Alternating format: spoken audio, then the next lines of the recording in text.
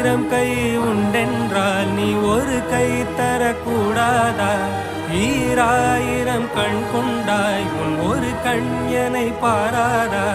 உன்னில் சரணடைந்தேன் இனி நீ கதியே.